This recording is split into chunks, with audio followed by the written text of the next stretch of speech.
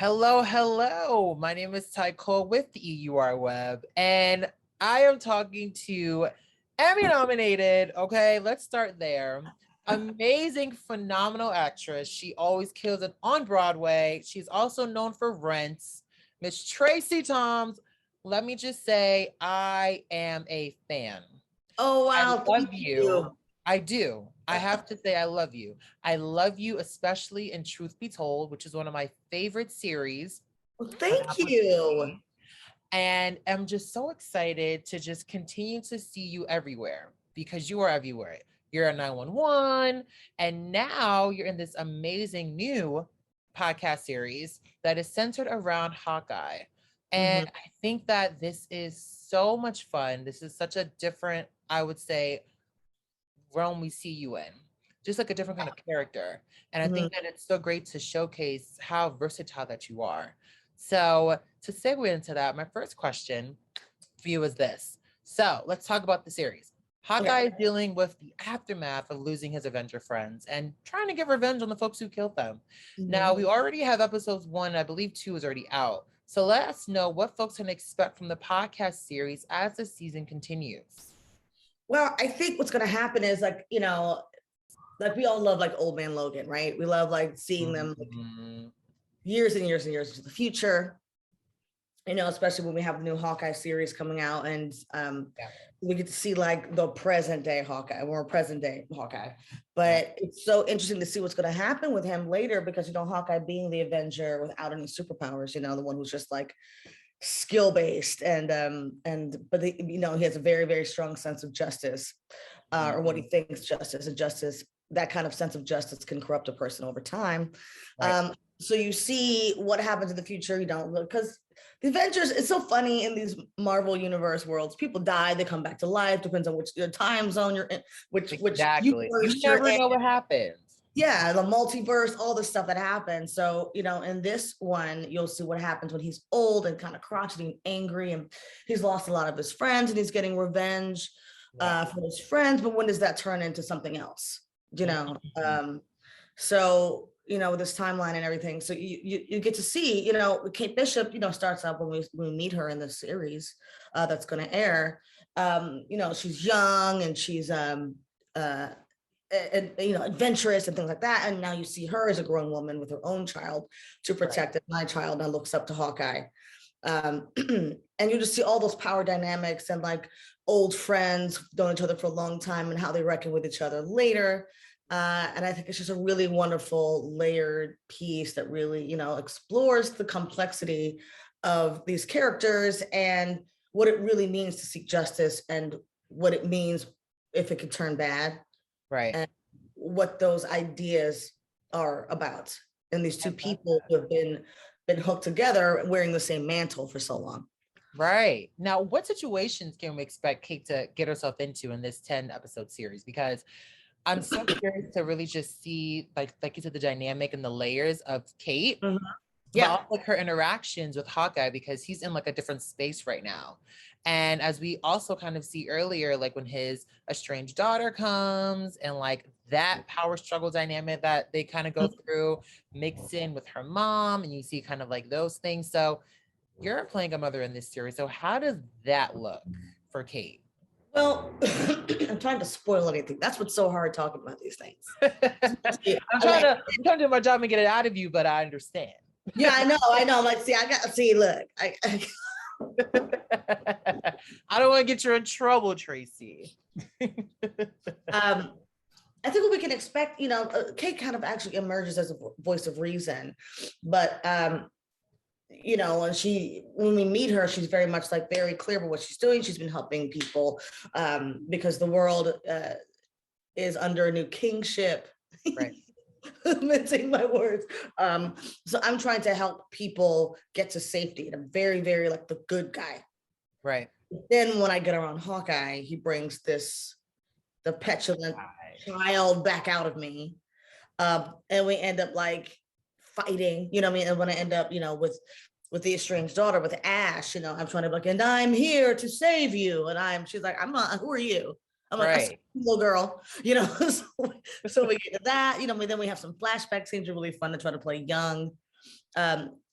young Hawkeye, me Hawkeye, and then the fight between who's the real Hawkeye. I'm Hawkeye, I'm Hawkeye, and all that stuff comes out, and it ends up being really, really fun, and being able to act with Stephen Lang, who's just phenomenal, beyond, and it was always great doing these things. And we're doing it during the pandemic, so I would go to a studio, but it's still on Zoom, right? So wherever he is on this computer, so we're acting with each other on these computers. And of course, you don't see us, you just hear us. But it was such an honor. And I was just wanting to geek out the whole time. Getting to play with Lang and Michelle Hurd. Are you kidding? That was my next question for you too. So how does one prepare for a voiceover role? And is there a difference between on-camera acting besides being on camera? Well, yeah, it's funny because I'm playing an older character. So as much as I have the instinct to get up and like warm up and get my voice in a certain place, like we don't want you to do that. We want that like morning gravel in your voice, which was really interesting to lean into for the new present day stuff. And then I had got to play with Sasha Lane for a while because she's amazing. To play Ash. So then when I did the flashbacks, I could just kind of mimic her a little bit, which was really fun to do. Because she's phenomenal, and like she's playing like a 16-year-old. And then when we do the flashbacks later, then I get to be the 16-year-old. You know what I mean? So it's like, oh, cool. Like just like then that gravel has to kind of like leave your body. That gravel has to leave, and I have to do my warm-ups, and I have to drink my tea in the morning. Yes. Really cool sounding voice. I love that for you. Now, do you think, because I love the fact that we are having this in a podcast form, do you think there will be a world where we will transition out of visual artistry and everything will become podcast form? Or I would say not fully become podcast form, but possibly be more encouraged to do so? The podcast world is kind of new to me. I know a lot of people who love podcasts and they listen to them constantly. My brother, he lives with me, and there's always a podcast on in his room, but he's also watching them. Like he's watching them, but they're earphones, they're, on mics and things like that. Right. I just think that I don't think there's a world where we'll get away from the visual storytelling, though. I don't, because people love to see faces, they love to see facial expressions and things like that. But the way that this is put together, because I've listened to episode 1 and 2, the sound effects, and they really immerse you in the world, even though it's only through audio, and it's really impressive how they do this, and they create atmosphere. And it's interesting. I think back to my grandmother, and she was like, oh, we listened to that on the radio. She used to watch her soap operas, and they were on the radio. Yes. That nostalgic time that's kind of coming back. Yeah, this really cool way of telling stories just with voices and sound. And I think we're just going to have all of it. Right. We need it all. Yeah. Now, one thing we have it all, I would say, is Marvel is truly running the comic world these days and are truly pushing for more Black superheroes and roles within the universe, which I love. Yeah. Now, how does it feel to also be a part of the Marvel cinematic world and seeing superheroes that look just like you on screen? Well, I think it's about time. They've been in the comics the whole time. They've been there. They've been there. You know what I'm saying? Like Misty Knight's not new. Falcon's not new. So I'm just happy they're getting around to, the Monica Rambeaus of the world and things. I'm just really happy they're getting around to those characters. Those characters that are very made me happy to see. Yeah. That announcement. Yeah, Tiana, yeah. I was so happy for her. I love that. Known her for a long time. I'm so thrilled for her. I'm so thrilled. I want to also get your take on Marvel's What If series. Now, here's a question for you. So Marvel's What If series has shook up social media and continues to be in the conversation. What if Tracie Thoms had the opportunity to portray a Marvel character? Who would she like to portray? Because everybody I've ever wanted to portray has somebody portraying them who I think are the perfect people to do it. Do you know what I'm saying? Yeah. A long time ago, I was really, really into Misty Knight, a long time ago. And Simone is just perfect as Misty Knight. You know what I mean? And Tiana Paris is perfect as Monica Rambeau. Yeah. maybe a different version, because sometimes they always have, the different versions of those characters. Different versions of it. Well, Monica Rambeau would be really fun to play, like an older Right. version in a different timeline, a different multiverse, as they call it, as the kids say. We're gonna say Monica then. So I love that for you. Now, my last question for you is this: if you could create your own Marvel superhero, what would their name be called? Oh. And what would their superpower be? Let's give it some layers. This is your character. Layers. Some layers. Well, we all want like all the powers. We're like, oh, yeah, but my superpower, people like, as kids, we always say, well, what will your superpower be? But like, I want to fly. And I was like, flying is too much attention. You know what I mean? People see you flying around, they want to catch you. Like, you know what I'm saying? All that stuff. I'm like, I want to teleport. Oh, okay. Teleportation is my gift that I want for myself. Period. What would I be called? I'm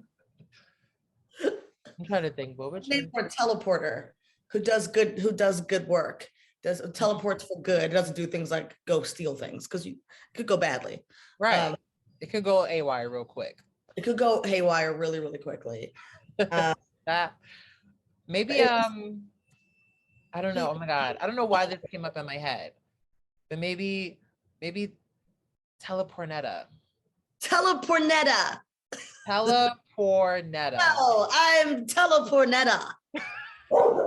I'm here to see you. Look, the dog likes it. I know. We have a delivery coming up the stairs. Listen, Telepornetta is delivering. Hello. Here we go. Telepornetta. Telepornetta is coming to deliver. Okay. I love that. Tracie, I want to just say this was truly an honor. Thank you. I'm so happy that I was able to chat. I'm so honored to be here. Yes, I'm glad you had some fun. We had some great conversation, and we're going to continue to have more conversation as we continue to listen every week in and out to listen to Marvel Wastelanders with Hawkeye. And I cannot wait for people to just hear the brilliance that you also bring in this role as Kate Bishop, and just seeing the brilliance you will bring moving forward. Let's tell Marvel to make Telepornetta happen. And Telepornetta. Telepornetta. I'm gonna tweet that to them and see what they say.